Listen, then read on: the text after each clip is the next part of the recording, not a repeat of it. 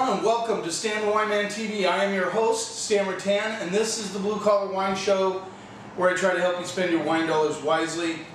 Episode 276, and I'm doing this episode specifically for my buddy Mike Burns, who is going off into the beer world from the wine world. You told me you started in 79? 1979. In the wine? Yep, with a local distributor. In about 1985 or so, I started to manage the wine department, and it's kind of all grown from there. Yeah? Yeah. Been associated with a lot of brands, both large brands as well as small family owned, and it's just been a wonderful ride the whole way. Here's something I was going to ask you, Stan. What two wines do you think Columbia Crest Winery started with, way back when they rolled them out? Columbia Crest? Why? Did they do the two vines right off the bat? No, they didn't. They started with blush and white. So that's how far that winery has come over the years. Was it a white zin? It was just a white, as a blush wine. I think it was Grenache mostly. So it's like a rosé. It was, but just of its day, a pink wine that was selling well, that they started to get. That's how they got in the wine business. Wow. So were they owned by St. Michel then? They were, okay. From the beginning. All right. Own winemaker, own facility and all that, but that's where they started. I can remember their staff, their salespeople saying, someday this will be the largest selling winery in the state of Washington. And just thinking, gosh, they've got a lot on their plate to project that. Wow. At this point in time. That's a great story. And it's happened. You know, it definitely has happened. But see, now that was before I got in the wine world. I actually started at King's in '81, but didn't get involved in the wine until about '86. Okay. About '86 is when I started getting involved. That's when I think I first really met you. Probably. Was in 1986. Probably, yeah. Yeah, so that was what, almost 30 years ago? Yeah, about that. Yeah, that's crazy. It is. It's been a lot of fun times, a lot of fun years, and a lot has happened to the industry in that. Oh, yeah, crazy. Yeah. Crazy, and I remember you guys coming to reset the wine department where it is now. Mm-hmm. I think that was like before 2000. Oh, it was in the 90s. Had to have been. Yeah, and then now the store's kind of growing around that section, and the section's grown, and now we are where we are. But what I asked Mike to do was to bring his two favorite wines. Since he's going off into the beer world, he won't be selling wine, which I know he loves to do, but you're also been involved in beer pretty much that whole time too, in one way or another. I have. The first distributor I worked for, in the beginning, we were also an Anheuser-Busch distributor. So a lot of the training came from, that I have been a part of, has come from the AB world way back when, you know, they were just rolling out brands. We rolled out Busch before it was in the state. We rolled out Bud Light before it was in the state. Were you the Stroh guys too? We were the Stroh people, yep. So we rolled that out and back in again. But that was before Coors was even in the state.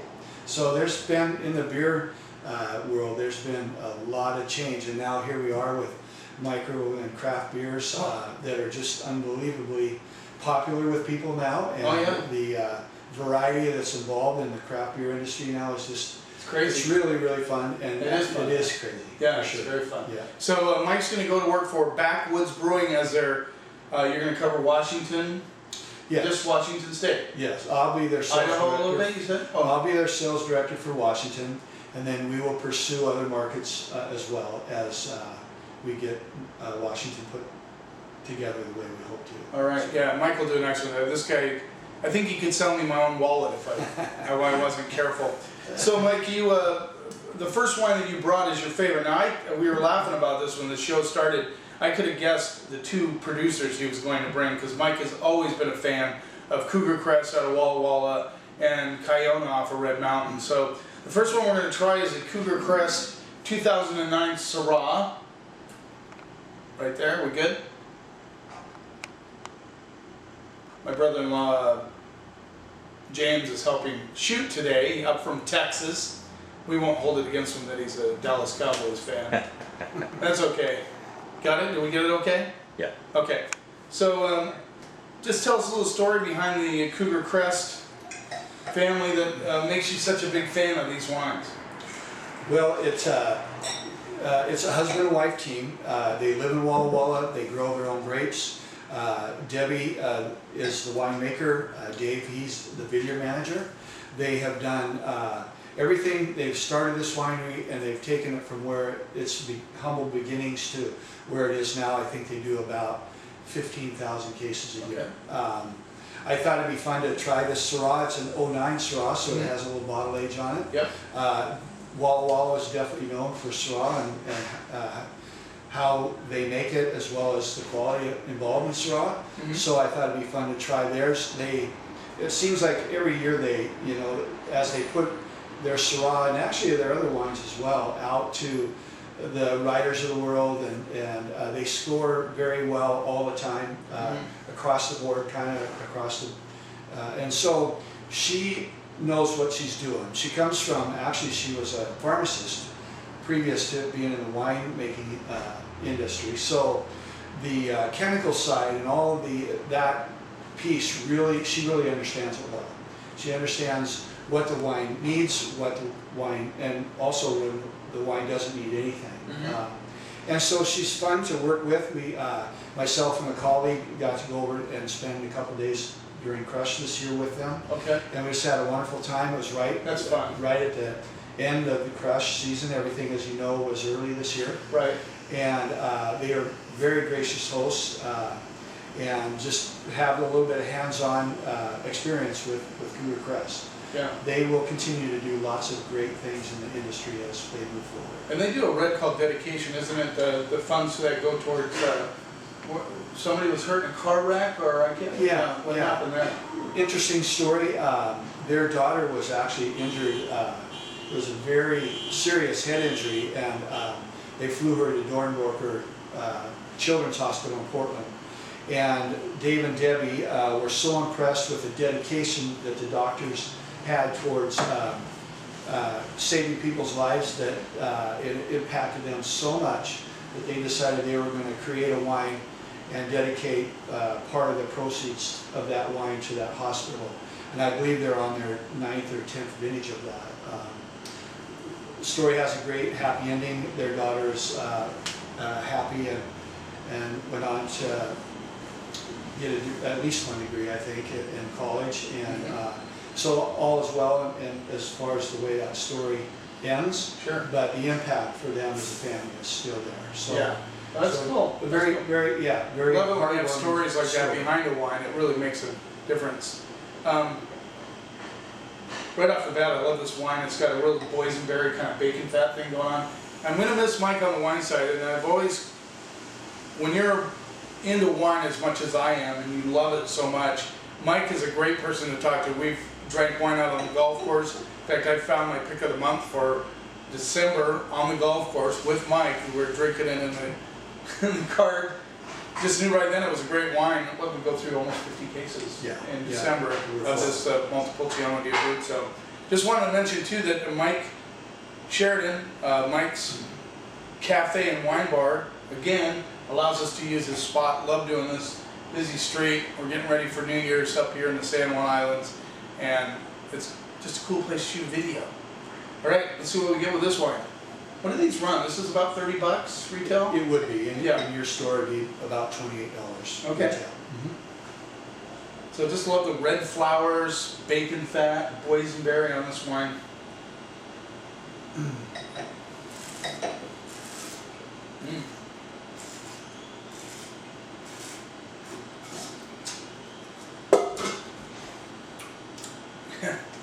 That's good wine.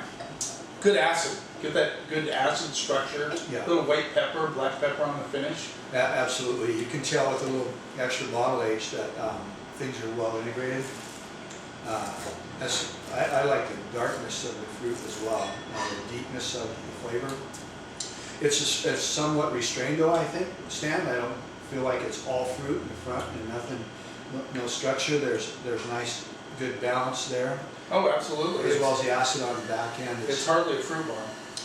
No.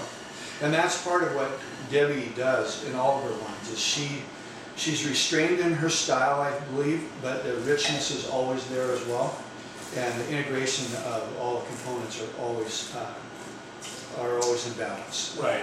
It's why I enjoy her wines. I mean, I could sit down and drink anything, almost from her. Yeah. But We'll get a lot of she does. tobacco on the backside of that one too. Yeah, the thing I like about this wine, it's an 09, and it still could age easily another 10 years. Easily. It reminds me a lot of, it's very Ronin style. Because the Rhone's wines, a lot of them, have that kind of restrained style to them. But that bacon fat, I mean, I feel like this got done licking a ham hock or something, which is what we love about Washington State Syrah. Yeah. I've said this over and over on the YouTube, on my channel. The best Syrahs in the world come from either Rhone or Washington State. I don't think anybody can rival those two areas for Syrah. Of course, Australia does Shiraz, but it's Totally different style. totally different style. Yeah, absolutely. Cool. Nice wine. Very much worth the $28 that they're asking for it. Should bring that in. Why don't I I have think you should. Why don't I have food compressor on? I will, I promise. Good. My ode to Mike, I'm going to carry food compressor. It's really 28 bucks. I would easily go B plus A minus on that wine. I think it's a really good, well-built wine. Like you said, restrained but good. Now, I know one of your favorite wineries is the Kiona Vineyards out of Red Mountain, 2012. Oh, I'm excited to try this one. Red Mountain Reserve. And do you know the blend on this one? It says it on the back. Yeah, it does. So this is 60%. Maybe you could read that off. Yeah, 60% Cabernet, 15 Merlot, 10% Malbec and Petit Verdot, as well as 5% Cabernet Franc. Sweet. So, you know, classic. Did you give it okay, James? Good Bordeaux thing. blend on that. What does this run? So this would be about 40 on the 40 shelf. bucks, yeah? Okay. This Tell the is, story of Kiona. I mean, a lot of people, what you told me this morning, I think it's just very exciting the way you put it. okay. What I think is really awesome about this particular winery stand is that Kiona was the Williams family, that they named their winery Kiona. It means brown hills. It comes from the Yakima natives. It's a term in their language meaning brown hills, which that's what Red Mountain was before they discovered the area and thought that they wanted to put vineyards on the site. That was in the early 70s. John, which is Grandpa John now, he's the first generation of this, was the guy that took the chance, took the risk, and decided to not only punch a road in to the vineyard site, he also had to drill a well, and he also had to get power up to this, not really knowing whether or not the area was even going to grow vinifera grapes. Mm-hmm. And so they, the story goes as they were down 400 feet or so, no water yet, and obviously they had lots of money into it at that point. They decided to keep on going, and it wasn't too long after that that they struck a very strong water source. So that took them to where they needed to be. Okay. They now have 250 acres on Red Mountain that they grow and sell grapes to a lot of other very well-known prestigious wineries around the state that want to be part of Red Mountain. But it's not very big at all, as you know. The actual Red Mountain, the acreage is not that big in terms of the wine No, industry. it's not. It's very small. But I believe now that there is not any more land for sale that you can grow Right. grapes on, and there's some huge names in the industry that are part of it now. Oh yeah. All based on what Grandpa John, Yeah, discovered Kiona's like your years ago. well, they pioneered the Red Mountain AVA. They did, Which is now, yeah. I think, in my personal opinion, I like better than Walla Walla. Uh-huh. I think it's a fantastic AVA. You said the hedges are up there now. Mhm. Duckhorn has tapped into Red Mountain. There are a number. Charlie Hoppus has a winery up Yep. there. Actually, there's a new winery up there called Obelisco, and there's a big long lineage behind those people. They really know what they're doing as well. So Mark Ryan gets a lot of Red Mountain stuff. okay. So anyway, I think what Red Mountain is becoming known for is their terroir. Mhm. You know, Oh, yeah, and absolutely. you can taste it in the glass these days, and as they continue to grow and refine all of the wineries really up there, I think there's nothing but good things to come from that. Oh yeah, growing area absolutely. as well. This has a classic note, and you asked me to do an AVA blind tasting. I think I will at some point. This has that classic red flower baked earth. I mean, anytime I taste Red Mountain stuff, it just has it's almost like a baked red earth sort of thing going on it. I get it too. I definitely get it. You can. But what I think is fun though is you can recognize the terroir somewhat across the wineries up there because of what it provides. Yeah. That is different than everywhere else in the state. Not to take anything away from other growing areas. You know, they're all unique, and all the AVAs have, you know, points of interest. But I believe that Red Mountain is like many others, one of the, you know, it has world acclaim now as well as just the state of Washington. Oh yeah, yeah. I mean, a lot of these California companies are really seeking out Red Mountain fruit big time. And this one is just such a classic wine. It has all the elements of Red Mountain. Really ripe cherry fruit with good acidity. I'm getting that red flower element coming through, that baked earth comes through on this one. Yeah, I love the blackberry and the black raspberry that you get out of this. And it's just, the tannins are soft and supple. I like that. But they're firm. But they are, absolutely. Good structure on this wine. Yeah, yeah. Should have this for prime rib for Christmas. Yes, definitely a prime red wine. That would have been an excellent choice. So I understand why you like these producers so well, and I know you've really dove into their story, and it's, you know, that's cool. It's very cool, and I'm sure you'll continue to drink Kiona and Absolutely. Cougar Crest wines. Yeah. The Scott, the second generation, you know, he's the vineyard manager now, and now JJ, the youngest of the three generations, is their sales manager, and he keeps track of you know, kind of lifting them up and keeping them up to date, I would say, with the marketing side, as well as getting the word out about Kiona.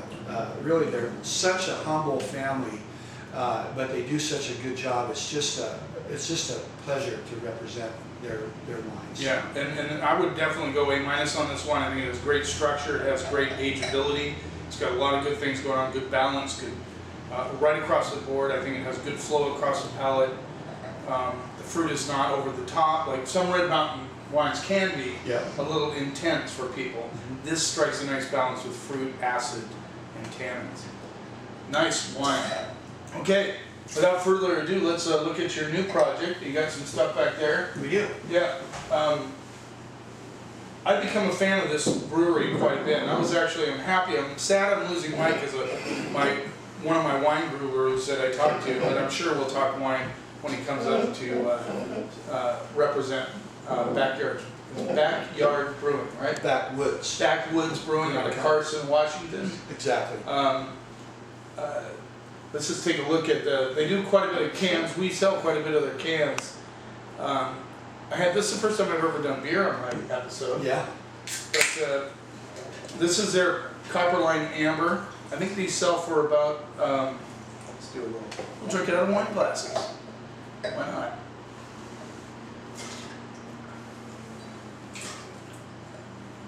They have keg programs too for. They do. Yeah, they do a real nice job with their draft. You want a little, James? Are you sure? Okay.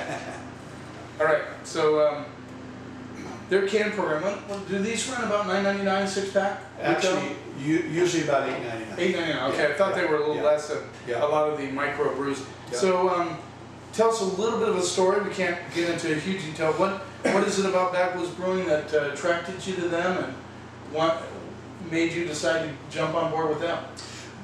As you can tell, what I enjoy, which is the same thing with the people at Dickerson Distributors that I work for currently, is I enjoy working for family-owned, good, high-quality companies that are trying to produce a great product within their realm of what they can do. And this is another family-owned brewery. I was fortunate enough to meet the whole family at their Christmas party a few weeks ago. Kevin Waters is the head brewer and the owner of the company. Father's involved, brother Thomas, a brewer in the company. You may have seen their King 5 News program that came out about 4 weeks ago. They also do soap, and one of the wives, the brewer's wife, creates this soap. It's called Backwoods Brewing Company soap, because their son has a real problem. It's a serious problem with eczema, I believe it's called. Yeah. And they created this soap out of hops, basically, from the beer that they brew. And it's the only thing that has fixed his skin problem, and it's been so significant that King 5 News picked it up. Wow. And did a great story on just that part of what this family does. Wow. They're very significant in the town of Carson, where they brew their beers. And the whole, as you can see, it's called Log Yard IPA and Copperline Amber and Yep. Ridge Run Stout. The community was very deep into the logging industry. Yeah, oh yeah. So the homage to the logging industry is in the brewery, and the names of the different beers that they brew. This is just a small sampling of what they do. They're one of the fastest growing small breweries actually in the state of Washington right now. And part of my job is to help continue that and to help get the word out and let people just get some beer in their mouth and let them decide for themselves. Sure, sure. I'm very excited to be a part of this family. I'm a little sad to be leaving the family that I'm leaving, but I think it's going to be a fun ride, and I'm excited to be part of it. And you'll be calling on the Dickerson boys. I will. Yeah, and you'll have to buy them lunch. And I'll right? still be calling on them. That's right. I will have to buy them lunch now. Yeah. But, they're looking forward to that. Yeah, sure. Yeah, I know they are. I heard them. So let's just give it a shot of the. This is one of their ones that they do. Big Cedar. It's India style red ale.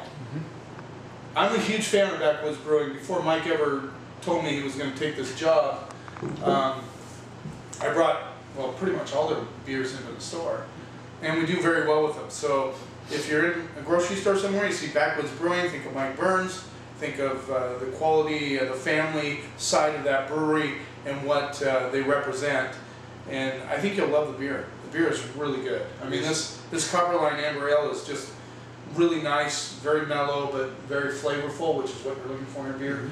I like their IPA because it is not too hoppy, it doesn't go over the top, but you still get that hoppiness out of the beer, and that this one, Ridge Run Stout, what an amazing beer.